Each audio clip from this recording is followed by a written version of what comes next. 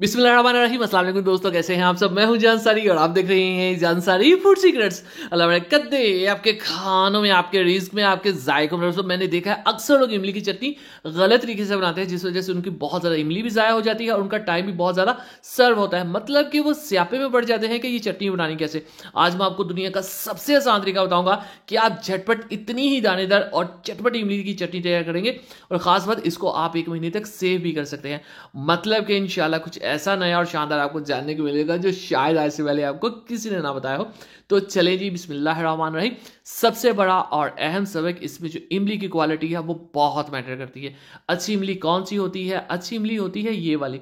इसका कलर थोड़ा सा रेडिश होता है, ये आपको दिखने में ज़रा गीली गीली और पल्पी फील होगी। जो इमली ख़राब होगी, पुरानी पड़ी हुई होगी, वो काले कलर की होगी या बहुत डार्क ब्राउन कलर की होगी। और वो जब आप उसको टेस्ट करेंगे ना, तो वो सूखी सूखी ड्राई ड्राई सी, बिल्कुल जैसे वो पड़ी हुई एक चीज़ होती है उस टाइप की होगी। असल जो इमली है, जो फ्रेश है, वो आपको मिलेगी ज़रा गीली गीली, थोड़ी शाइनी, और कलर भी खूबसूरत होगा। पूरी 1 पाव हमने यहाँ पे इमली ली है, ठीक है। अब यहाँ पे प्रॉब्लम ये होता है कि इसका पल्प कैसे रिमूव किया जाए। कुछ लोग ऐसे ही पका लेते हैं, कुछ लोग मतलब डिफरेंट टाइप के तरीके। बेस्ट और आसान तरीका दुनिया का ये है कि आपने इसको बाउल में ऐड करना है। नीम गर्म पानी या सादा पानी आप इसके अंदर ऐड कर दें और इसको थोड़ा सा मिक्स कर दें। हमारा जो पहला प्रोसेस है इस रेसिपी में वो ये है कि हमने पल्प को पहले रिमूव करना है सीड्स और सीड्स की जैकेट से, और इसके अंदर जो जड़ें वगैरह होती हैं, ठीक है। तो पल्प को रिमूव करना पहला प्रोसीजर है और उसका दुनिया का सबसे आसान तरीका यही है। इसको पानी में ऐड करें।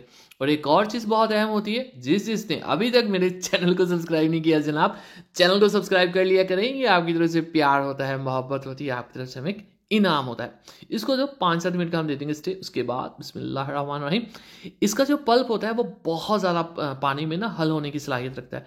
तो इसको आपने हाथ ऐड करना है और इसको आपने मसलना शुरू कर देना है। विद इन सेकेंड्स सारा पल्प जो है वो पानी के अंदर मिक्स हो जाएगा।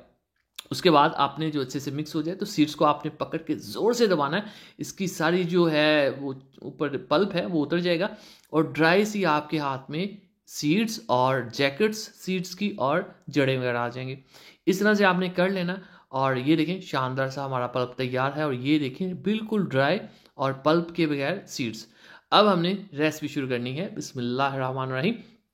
तो रेसिपी को मज़ीद नीट एंड क्लीन करने के लिए हम इसको थोड़ा सा छान लेंगे, क्योंकि इसमें भी काफ़ी ज़रात जो हैं वो आ जाते होते हैं। इसका जो छिलका होता है ना इमली का, वो थोड़ा बहुत रह ही जाता है और वो बिल्कुल भी अच्छा नहीं लगता। उसको भी हम रिमूव करेंगे। याद रखिएगा, जितनी भी रेसिपीज़ होती हैं अगर उनमें आप खूबसूरती लेके आएँ तो वही असल आर्ट होता है। और ये चीज़ें मुश्किल ज़रा नहीं होती, बस आपने वीडियो को ध्यान से देखना होता है। अल्हम्दुलिल्लाह मेरी एक एक बात, एक एक लफ्ज़ जो है वो टिप्स ट्रिक्स और एक्सपीरियंस से भरा होता है, तो इसलिए आप वीडियो को कंप्लीट देखा करें। अब हमने फ्लेम को कर देना है मीडियम टू हाई और इस पल्प को हम पकाना शुरू कर देंगे। अब याद रखिएगा, इसमें नमक ना होने के बराबर जाता है। ये 1/4 टीस्पून है ऑलमोस्ट। वाइट वाला आप चाहे ब्लैक यूज़ कर सकते हैं। चिली फ्लेक्स 1 से 2 चम्मच आप ऐड कर दें। ज़ीरा पाउडर ½ टीस्पून जाएगा, और फ्लेवर के लिए थोड़ा सा हम इसमें खुश धनिया कुटा हुआ ऐड कर देंगे। अब हमने इसको पकाते जाना है, ठीक है। ये ऊपर जो आपको बबल्स वाइट कलर के नज़र आ रहे हैं, ये कच्चे पानी की वजह से होते हैं, ठीक है। तो इसको हम पकाते जाएंगे। अब इसमें कुछ और चीज़ें भी ऑफ कोर्स हम ऐड करेंगे।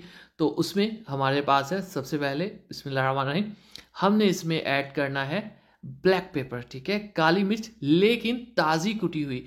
पड़ा हुआ जो पाउडर होगा वो आपने ऐड नहीं करना, ठीक है। ताज़ी कुटी हुई जो लाल मिर्च होगी वो आपने ऐड करनी है। फूड कलर ऑप्शनल है, आप ऐड कर लें, आपकी मर्ज़ी। रेड कलर है, ये कोई इतनी अहम बात नहीं होती। असल चीज़ जो है वो है इसकी अच्छे से कई छोटा सा दालचीनी का टुकड़ा ले रहा हूँ मैं, ठीक है। ये देख लें कितना छोटा था, इससे बड़ा नहीं लेना, इसका फ्लेवर बहुत ज़्यादा होता है। अब चीनी इसमें तकरीबन 1 कप पौना कप जो है वो आ जाएगी, टेस्ट के हिसाब से आप ऐड कर लें, लेकिन 1 कप 1 पाव इमली में चली ही जाती है। उसके बाद थोड़ा सा वाइट विनेगर ऐड कर देंगे, इससे इसकी शेल्फ लाइफ बढ़ जाएगी और इसका कलर भी अच्छा आ जाएगा। मतलब ये जो थोड़ा सा डार्क है ये ज़रा लाइट हो जाएगा। अब आपने इसको पकाते जाना है जब तक इसके बबल जो हैं वो बहुत ज़्यादा शाइनी हो जाए और ये थोड़ी सी गाढ़ी हो जाए। याद रखिएगा, ये ठंडी होने के बाद डबल इसकी कंसिस्टेंसी हो जाती है, मतलब कोई गाढ़ा हो जाता है ये। तो इसलिए आपने इसको बहुत ज़्यादा गाढ़ा यहाँ पे नहीं करना। उसके बाद बिस्मिल्लाहिर्रहमानिर्रहीम, तो माशाअल्लाह अल्हम्दुलिल्लाह, देखें जी मेरे अल्लाह की शान, उसकी रहमतें नेमतें और बढ़ते ज़ुबान खाना। थोड़ा सा इसको आप फ्रिज में 1 महीना तक रख के यूज़ कर सकते हैं, इंशाल्लाह ये ख़राब नहीं होगी। इसको केचप की जगह, हर चटनी की जगह यूज़ करें, इंशाल्लाह आपका दिल खुश हो जाएगा। दुआ में याद रखिए, वीडियो को लाइक कीजिए। जान सारी को जान सारी फूड सीक्रेट से इजाजत दीजिए, अगली वीडियो तक अल्लाह हाफिज।